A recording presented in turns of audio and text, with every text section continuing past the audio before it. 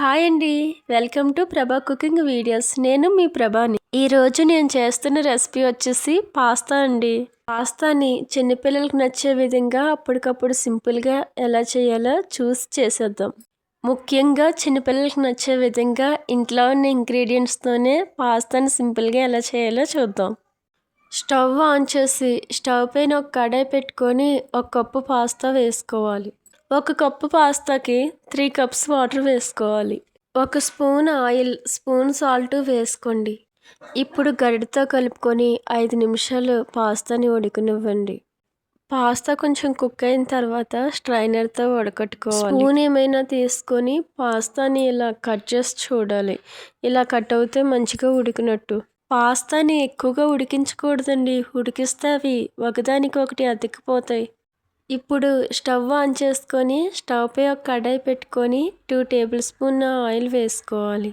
Oil వేడెక్కిన తర్వాత 2 onions, 4 పచ్చిమిర్చి వేసుకొని కలుపుకోవాలి.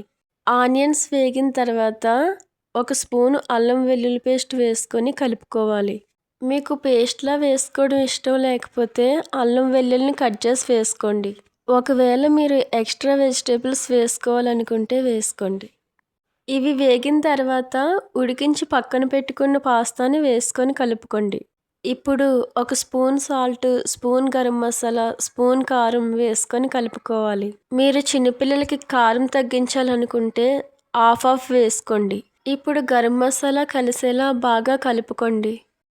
నేనైతే టమాటో కెచప్ వేసుకుంటున్నాను.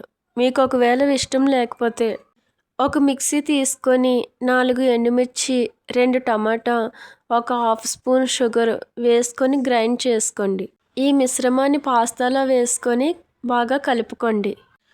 ఇంట్లో ఉన్న ఇంగ్రీడియంట్స్తోనే ఎంతో సింపుల్గా చేసుకునే టేస్టీ అయిన పిల్లలకి ఎంతో నచ్చే పాస్తా రెడీ అండి. ఒక్కసారి మీ పిల్లలకి ఇలా ట్రై చేసి చూడండి.